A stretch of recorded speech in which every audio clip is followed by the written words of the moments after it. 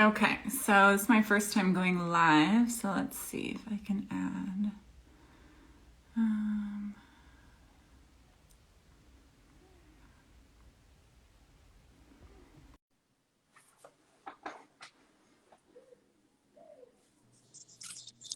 Hi, Hi, cutie. how are you? I'm well. How are ya? Good. I'm so glad we can make this work. Me too. Thank you. Glad to be here, baby. Oh, good. I'm glad you're all feeling better too. Yes, thank you.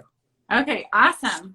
I know that a few people are going to be watching this just later on, so Sure. because we rescheduled. But okay, so why don't you go ahead and tell us a little bit about yourself and what you do?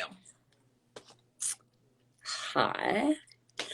Um, I'm an author and a speaker and a mama, a single mama for the last 15 years. Um, I completely revamped my life when I got divorced. I was a stay-home mom, three kids under the age of four.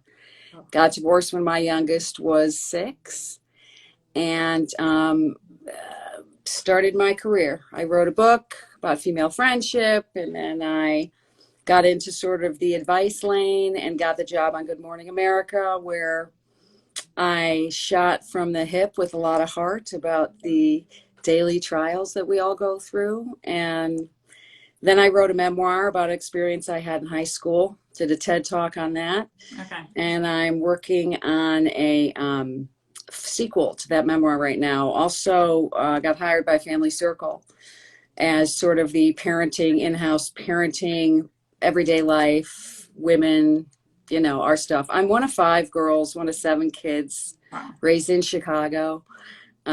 We have 30 grandchildren between the seven of Oh us. my gosh. Born in 8 years, I think. God bless my mother. Oh my gosh. Ah, yeah. And we're all still standing. I And is gotta she? tell you, Yeah. Okay. Carolyn, I'm so touched by some of the questions that have come into you already. I really wish, and I would like to make a date to do this next year in October so that we can give a ton of heads up to everybody going through in their own different way what we've all been through, because I genuinely get like the chills when I read the questions, because it speaks so much to my heart and what I have lived and what I go out in the world and try and help other strong, beautiful, wonderful women with. So I am a rooter for everybody who has to take the hard road through divorce and the redefining. It's really tough, I think, for people who are really organized and have always been a certain way. Yes. Had a You're not. plan. Yeah.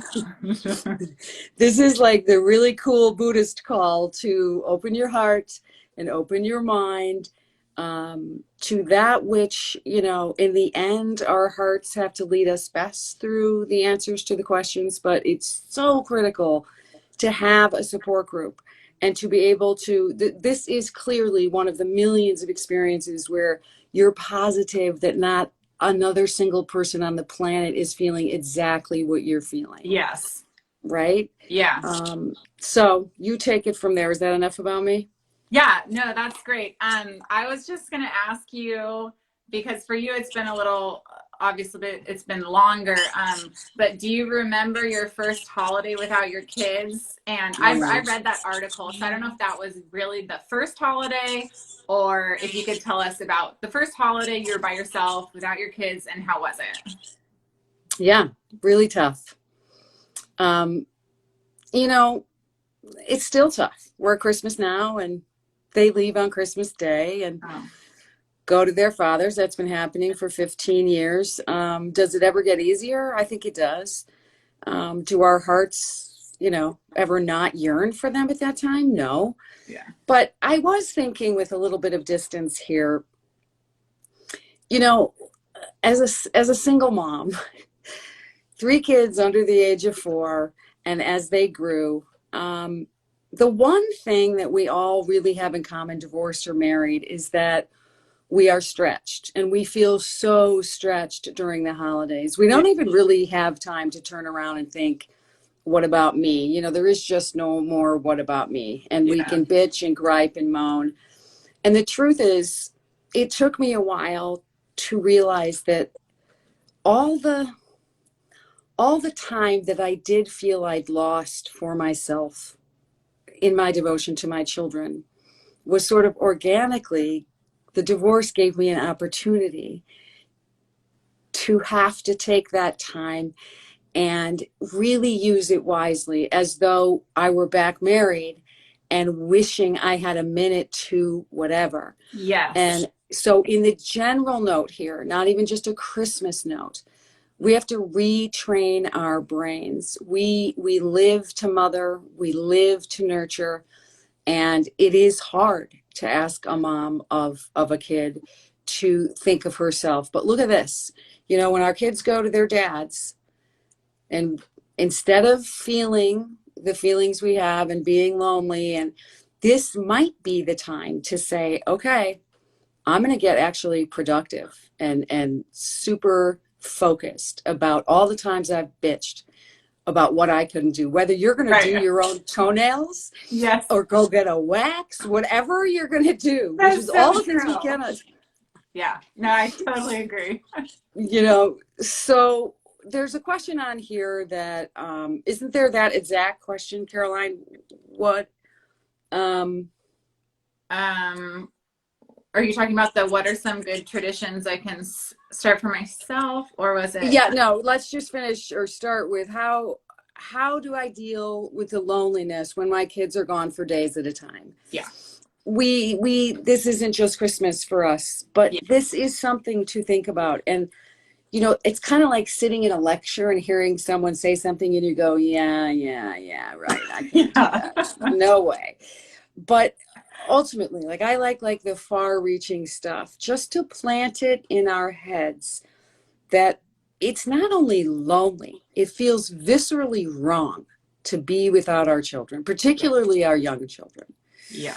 So it might not feel like the time that you want to do your fingernails or your toenails. You might, this is a time to like make a list of the things that you have stopped doing as a woman, whether it be more time with your friends, and truly schedule it. You know your kids are gone, that is the time when you say, well, I want to cry for a whole day and go to bed. And I'm giving them permission to do that. But then a few things for us. I'm also a big believer in venting and getting out the emotions and the sadness and the difficulty that you feel. But I have a line on the lamenting. I think that if we do it too much, we feed our fire over. So I talk to you, I cry. Then my mom calls. I talk to her, I cry. Then my other best friend calls. So it's almost like we have to manage the amount of people that we talk to. And you can say, you know what, I'm just super, super hard, but I just totally downloaded it. Yeah. So tell me something great or awful about your life and get it off of you. So true, because I think sometimes when, like, I like to unload my story and get it, to my parents or whoever it is close to me. But if I keep repeating the same story over and over again, I'm constantly reliving that emotion or how I'm feeling instead of like moving on to the next thing. Yeah, that gravity thing is true. The law of attraction. Yeah. So there is a point, and all of us need to, don't get me wrong. You need to vent. You need to get it out. You need to have the cry. But when you feel yourself not just thinking, I can't say it again, but when you feel yourself getting re-emotive about it, and you've already done it, our hearts are already, tapped on us. So I say, take a moment to measure how much time you are spending on this one thing that we cannot change. They're at their dad's. The law says they can be there. Right. So in finality on how do I deal with the loneliness when the kids are gone for days at a time? This is a thought out process, guys. Sometimes I say, Carolyn, lean into how sad you are and how hard this is. And after you're done leaning into it, not gift yourself, but recreate and redefine something that can make it feel okay to you and turn the loneliness into the time I'm not with my kids. That's good. I like that. Yeah. It's like a new perspective. Exactly. Yeah.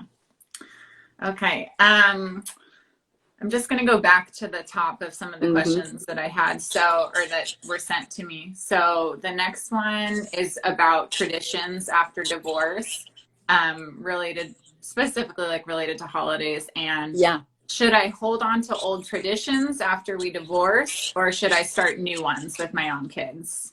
Yeah, I'm Mrs. Claus, so I am USA Christmas. So I feel strongly about this answer, and I just can tell you that the proof is in the evidence of my life. I think the answer to this is both. Um, the traditions that we have as our families, fortunately in my divorce, there were several things that I did with the kids that my husband didn't do with I know. us. I was just going to say, I think all my traditions that I cared about were ones that I started anyway. So, Exactly. yeah. So there's that. But I feel pretty strongly about us being able to breathe it out and say that traditions are going to be started, obviously, for the kids over there. Mm-hmm. So my answer is both. Of course, keep the traditions that they have relied upon, that they, especially in a new divorce, it's important that they remain having those. But in my family, I felt a visceral need to do something a little bit different. And in my case, it involved community. Um, so the biggest thing I added the first year I got divorced, that we do to this day, not this year because of COVID, but and I live in Southern California.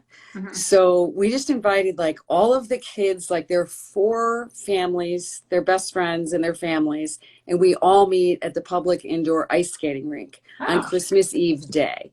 Fun. And and it grew and grew and grew, and it's just ours. And I've never said, hey, Dad's never been a part of this. I just implemented that one. Yeah. And I kept a lot of course, the others. And then I asked the kids and that was the next year. I said, to make Christmas even more special, does anybody have any ideas? And we now also on Christmas Eve night, we do this drive through Candy Cane Lane, which is all these residential houses that have, and I make the same food. We do turkey chili. So what in adding traditions and maintaining the ones that we had, I feel that we did a version of a recreation of what goes on here. Mm-hmm. And I think for little kids, it's really, really important to stick to the routine. Yeah. Yes, in the first year you might add something new, but they do want Christmas to not feel completely different. You want to be able to have them wake up around Christmas time and have a good idea of what they know. You see, what they don't know is what's going to go on at Dad's, because that is brand new. Yeah. Yeah. And depending upon our divorces, there are plenty of people who will help the husband and say, this would be great. And the kids, and there are plenty of people who don't have that kind of relationship with their ex-husband. Yeah.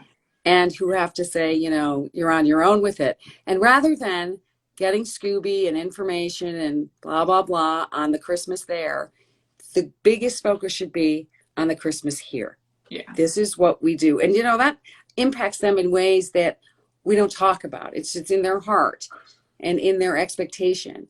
So that's our duty to the kids. That's good. I love that. Yeah. And I would expect that as our kids get older, I think it's really hard to envision, like, 'cause my kids are still so little, it's hard to envision what holidays will be like in the future, but obviously traditions will change as they get older and they have more input, and it's not just. Yeah. I mean, I think it's kind of funny to tell you that our traditions have not changed. I really thought they would, but they want to do the same stupid things, and they count on it. My daughter's 25. But yeah, you're always the child, so you always account for like your mom and the traditions. So exactly. Yeah. Okay, that's good. I'm glad. Well, then I'm going to start coming up with even better traditions. Okay, so then kind of going off, like staying on that same kind of traditions subject, I guess. This question was, my ex and I just split up. Is it a bad idea to celebrate Christmas together with him and our kids, or should I start doing my own thing? Yeah, this is a very loaded question. Yeah. And again, really, really rides on the relationship that you have with your ex-husband. I'm a huge advocate of bottom line doing what's best for the kids. Mm-hmm. So if you have a divorce situation or separation situation where it's not so adversarial, and let's for instance say you have two people who've agreed to not be married anymore because for the same reasons. Yeah. I have a few friends going through this right now. So on one hand, I would say for the sake of the kids, particularly little kids, so 6 and under, if dad can come and feel comfortable and be a part of it, I think it's perfectly reasonable and acceptable. I caution that kids thrive on routine, and so do we. So as a transitional year, Mm-hmm. right? And then as life rolls out, if there's a way, and I know several people who do this, if there is a way to just have the family, so the divorced dad and the mom and the kids in a large section of the Christmas celebration, and it's reasonable, I think that's perfectly fine. That's very rare. So we're Yeah. talking about maybe 10% of people who Yeah. are divorced who would be open to that. The other caution is, and I have a friend going through this right now, they started that and it was just easier. Nobody had a love interest and the kids really wanted him there. And Yeah. now someone has a love interest. It's getting very complicated. It's as though the kids 5-7 years later have to go through almost a type of divorce again at Christmas time. Yeah. So in measuring what is best for the kids, you really do have to factor in the future. Yeah. And I do promote that we women choose the line. There is no judgment that I would have on anybody's line. If you're cool with your ex-husband coming in and you know your kids want it and you can handle it and there's no conflict, do it. Yeah. But know your boundary, because it will come back to bite you. And you'll have to deal with it later. And, I have a friend whose kids are like, when are we getting divorced? Like they said they were getting divorced. And then the dad came for Easter and he came for Christmas. And they were like, and then he was coming for dinner. And it's, where's the divorce? Oh, yeah. So that can also be very confusing on little kids. Yeah, I would see how that, it's kind of like I kind of liked, even though it was very hard to have my kids leave on Christmas, it was nice for me to start doing my own thing and feeling like I was in control without having to, when you're married, it's great, but even happily married couples, you still come into a marriage with your own ideas of what a holiday should be and in-laws and all that stuff. So it's still difficult when you're married figuring out holidays. So I think that was the perk, is that the silver lining is like you are on your own and you do get to make your own choices for that holiday without That's true. Input. That's true. And also, obviously the dynamic of marriage, because I work with divorced people, and it just, it depends upon who wanted the divorce, what happened to make the divorce happen. Right. There's some pretty obvious lines, and we all have to adjust to our life without being married to the person. And my gut tells me if you can do it, start early, define it early. This is what it's going to be, and everybody's going to be okay. But I'm not opposed. Yeah. Okay, good. Next question was, what are some good traditions I can start for myself if I'm alone for the holidays? Yeah, I'm going to reveal mine. Oh, good. Okay. I'm so Christmas heady, and I love it. And we do, the kids and I, every year we've done every movie you can possibly think of, and we have our repeat movies. But for myself, when the kids leave, and they've been leaving every year at 3:00 on Christmas Day since we got divorced, traditionally, I watch the movie Bridesmaids. Oh. That's what I do. It makes me laugh. It takes me out of Christmas. There's no children in it. Yeah. It's just something that doesn't make me cry. And the other thing I've routinely done that has personally really helped is on Christmas Day. So, again, silver lining is that I always got the kids before. So like from school break to Christmas Day at 3. Then Okay. he would get them from 3 to New Year's because it's one of my kids' birthdays. Okay. And obviously we all know. I mean, who wants them after Christmas? I mean, the joy and the Right. It's like the build up to Christmas. Yeah. so, That's it. so what I sort of do is I got used to that. There was no tradition with family on Christmas night. I don't have any of my family members here in California. Oh, okay. So I would basically consider Christmas over when the children left at 3 o'clock. And from 7 in the morning till 3 o'clock when they leave, I did no real cleaning up. I would shove all of the wrapping paper, whereas I used to clean up as we go and I make brunch because that gives me 2 days of cleaning and more time with my children. Yeah. Okay.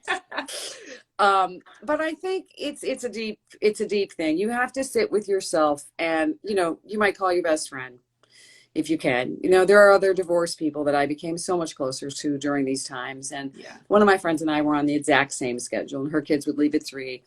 And I had every other Thanksgiving, and one year Okay. That was the article that I read, the infamous article. Yeah. That's great.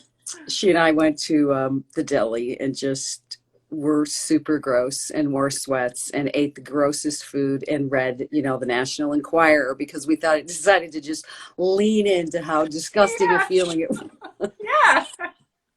And you're both experiencing it. So, yeah. Exactly. So, I mean, in terms of, I think it's also something you want to give thought to when we're not in the season. Like when we're off the season is when you need to sit with yourself and say, very few people don't have any family members. Obviously, you would go to your mother's or your brother's house for Christmas dinner, but I didn't have that. Yeah.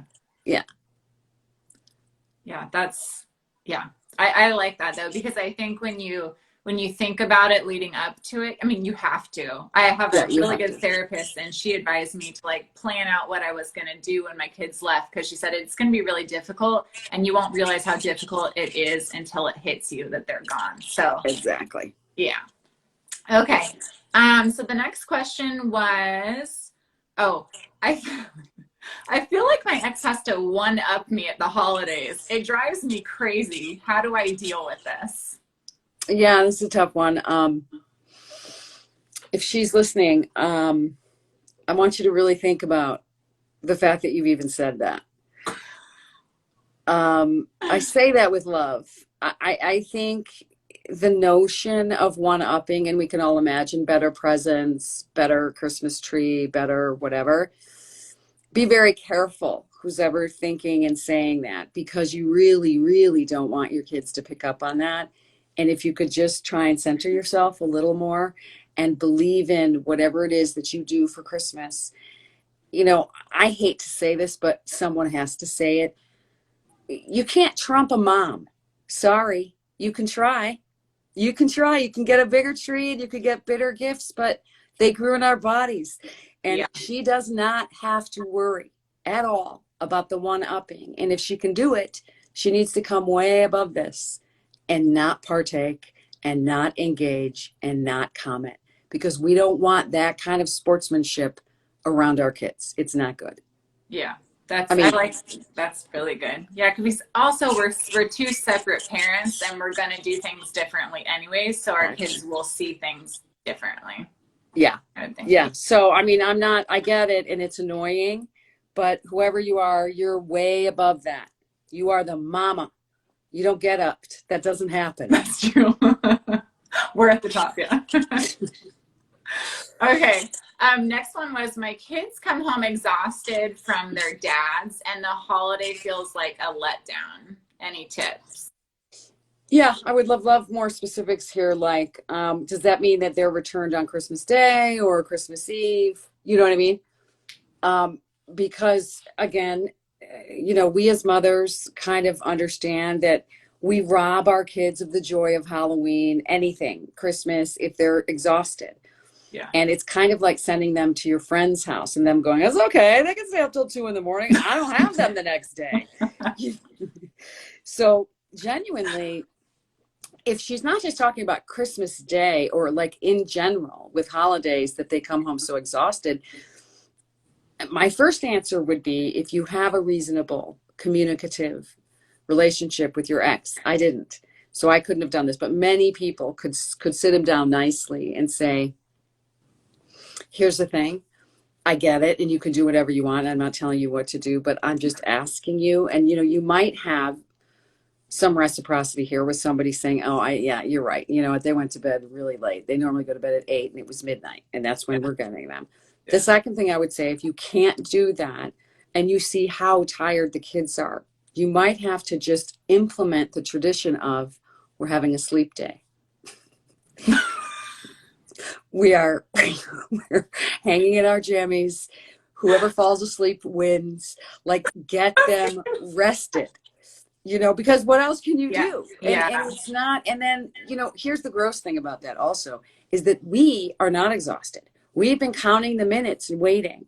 Right. So she has to be, much more patient and a much more, like use her grandmother voice with herself to remind her that it's so annoying that they're so tired. And then she's going to be so hateful at the ex. So I guess you need to lean into the tired kids is what I'm saying. It's I can't think of anything else. Okay, that's good. Okay, the next question is about when there's a step parent involved. So this one was, my ex remarried, so there's a stepmom involved. I'm still single and it's just me and my son. He told me they are a real family and we aren't. I'm heartbroken. I bet. He's 4.5 or something under 8, right?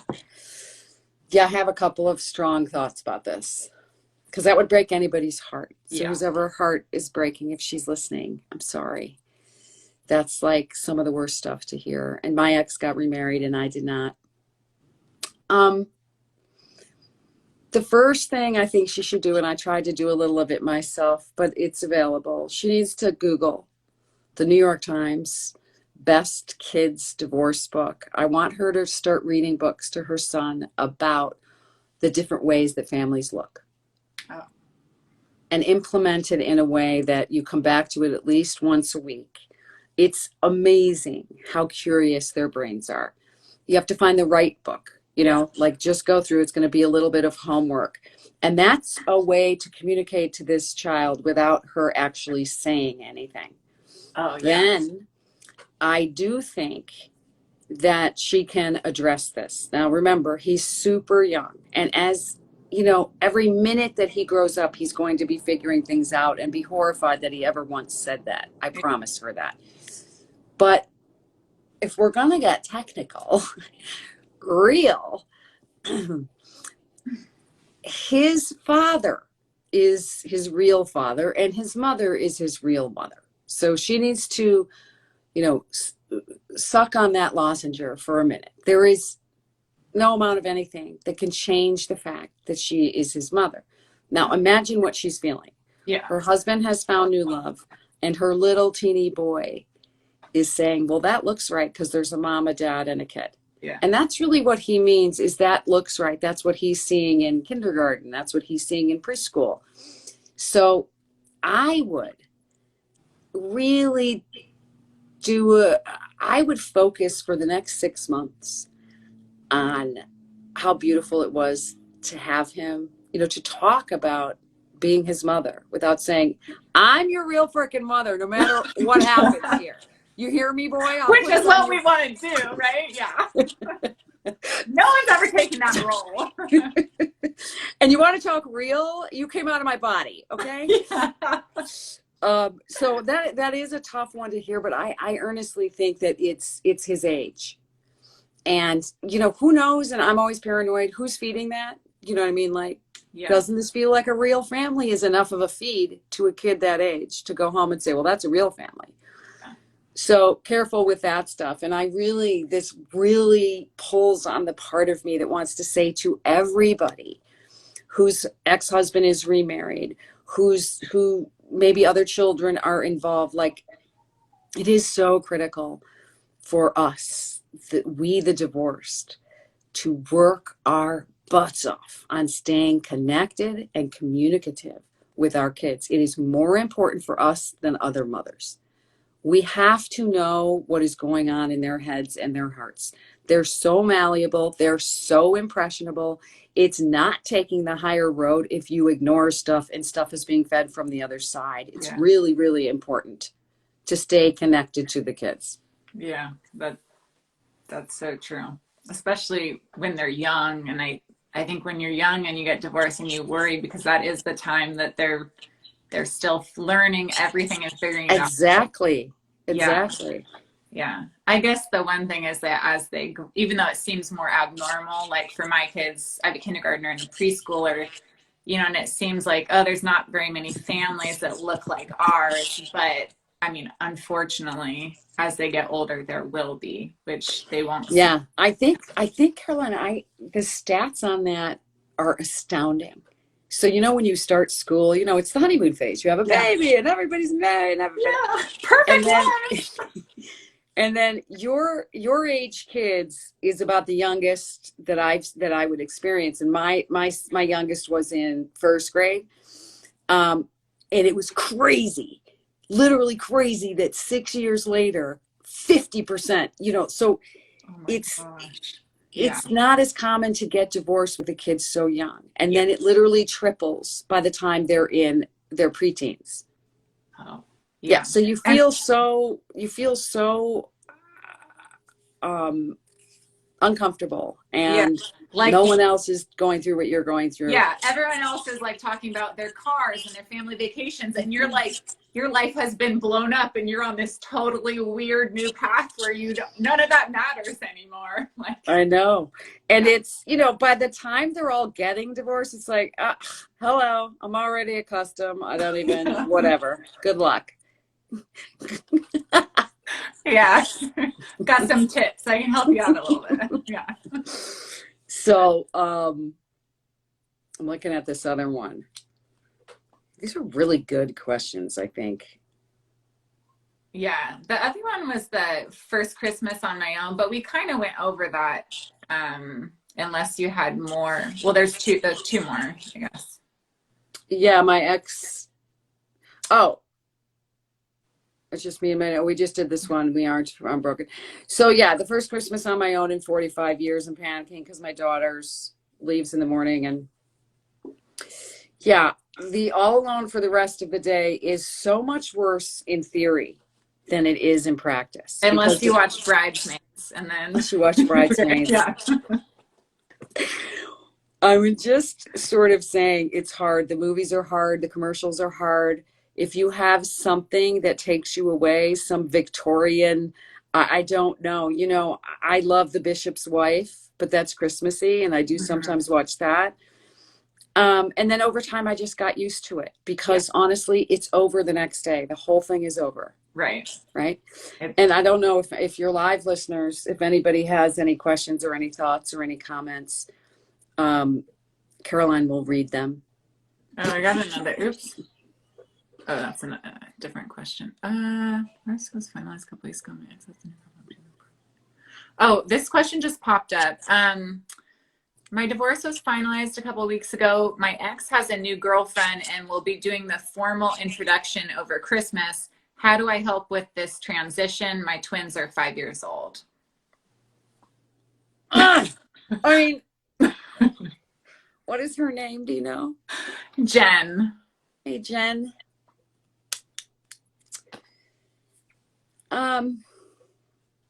That's tough. I mean, yeah, that is tough. I think they're 5, and who decided the appropriateness of doing this at Christmas, Jen? If you've only been separated for a few weeks, I gotta say this is inappropriate. No, it says divorce was finalized a couple of weeks ago. I don't know how long it took. Yeah. Okay. I mean, I say across the board, I don't know what her situation is, but like across the board, if it's reasonable with the ex, then, you know, you have to sit down with the twins and say, Dad has a new friend. Obviously, she's very special because she's here on frickin' Christmas. Seriously. I mean, she better be special. What do you Seriously. And this is such a loaded little nut. So to Jen and to everyone else, in terms of the introduced love interests, there is nothing more difficult to sort of and viscerally navigate than this, because we got our own stuff going on at the same time that we genuinely don't want to confuse our kids and want them to be mixed up. So my big cue here is, I would say to my twins, I know Dad's told you, and he has someone coming, and it could be exciting because you really want it to go well for them. Yeah. This is where I personally feel that I should be sainted, because it's just coming out of my mouth is not what I'm feeling for myself. Right. Right. But most importantly is to say, look, your daddy loves you, and this is what he wants to do, and I think it's going to be fun, and I think it's going to be exciting. And before they even meet her, Jen needs to say, and more than ever, guys, I want you to know that I am here. I need the communication to be open between the kids and the mom. And if the mom is giving off that she's not comfortable with this, a 5-year-old will subconsciously say, well, I'm not going to tell mom that because that might make her sad. That might be bad, right? So we have to put on the happy face to make sure that they're entrusting us with their little questions. And, I hope that Jen and her ex-husband did agree before this divorce was finalized that they would both have to inform each other if they're going to introduce a new love interest, especially with children this young.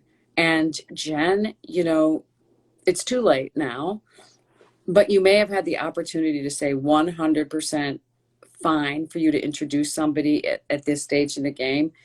But I think this is their first Christmas without their parents together. Is it? And if it is, he's made a poor choice. If it's not, and maybe their divorce is dragged out and it's just finalized.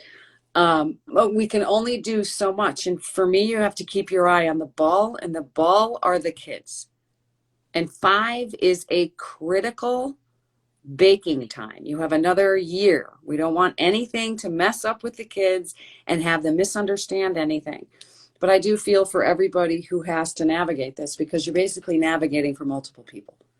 You're navigating for yourself, and now you're navigating for the twins. So Jen, good luck. She can also email me on my website if you want to get into it further. Okay. And then the last question wasn't really holiday related, but it's still a really good question. So I'm having issues FaceTiming with my kids when they're with their dad. The court order says I have 10 minutes each night to call and talk, so I always call them. Recently, they've stopped responding during FaceTime, and their ages are 5, 3, and 1. It's almost like they can't hear me on FaceTime, but when I ask them later, they say they can hear me. I don't know if they feel like they can't talk in front of their dad or what's going on. Any suggestions? First of all, tough stuff. Those are young kids. Yeah, I have a couple of ideas. I went through this. It wasn't FaceTime. It was on the phone. I don't know her relationship with her ex.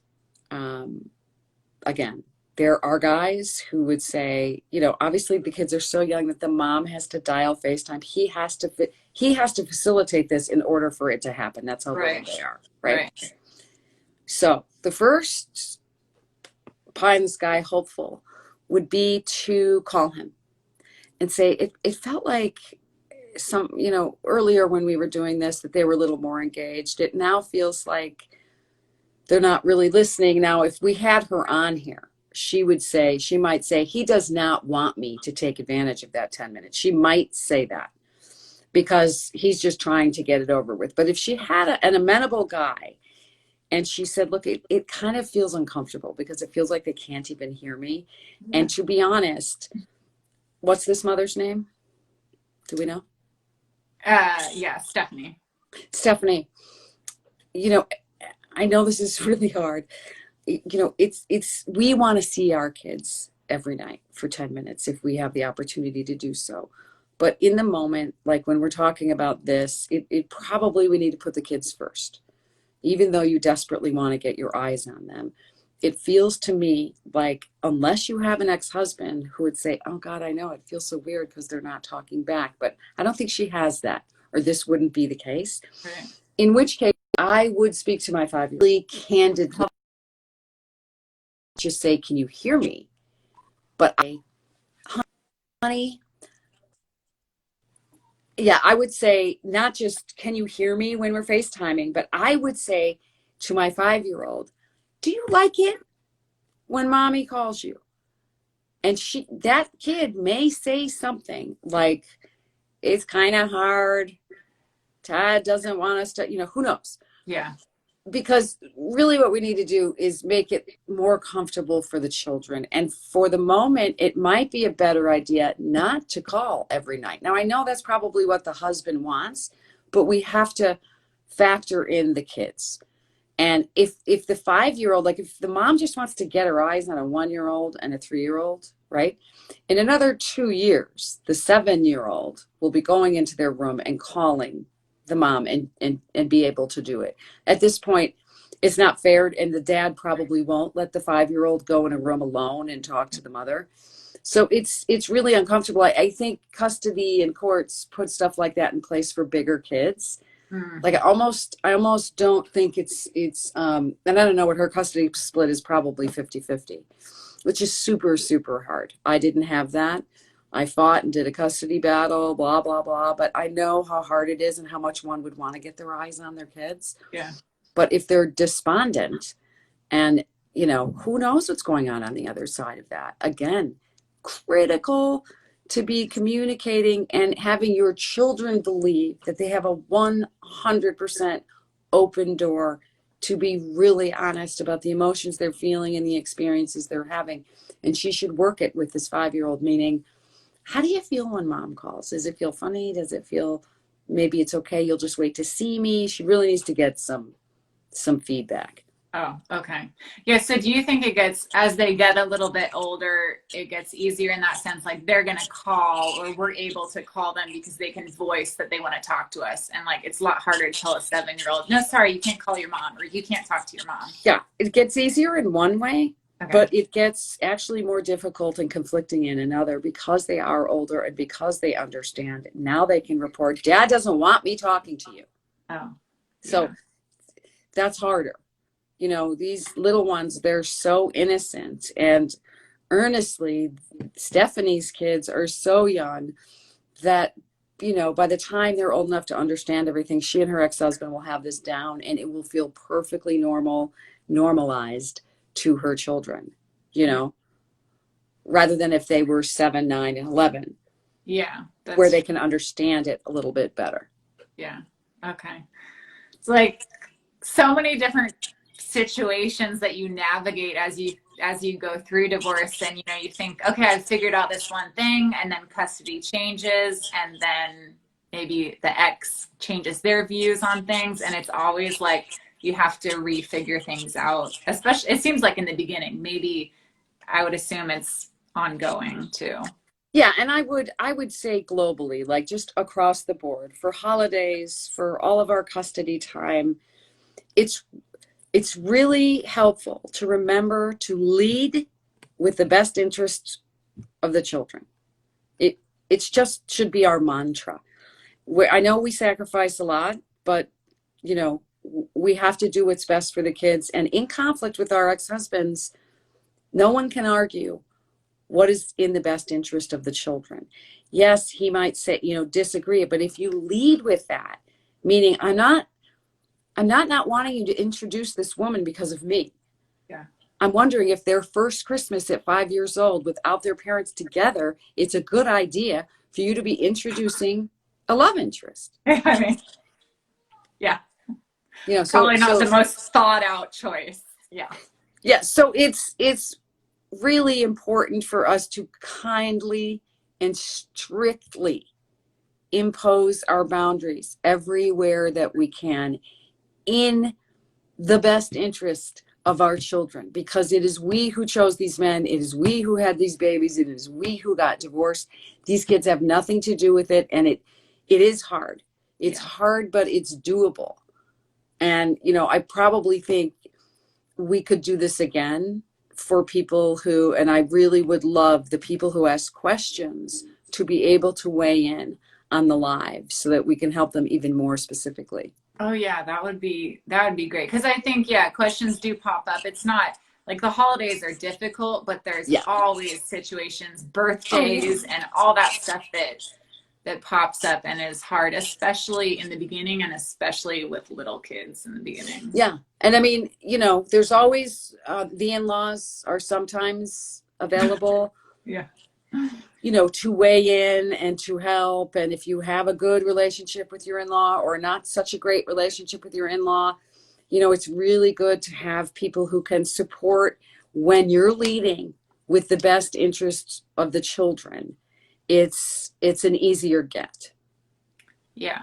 And you really have to feel that, even though it is so easy to feel the things that we want to feel. It's, you know, it takes my boyfriend of the last 10 years calls me an emotional ninja. He's like, I've never seen anything like it. But that's what we need to become to protect ourselves and our kids. You have to be so open and so communicative and so aware and alert. He's like, here she goes.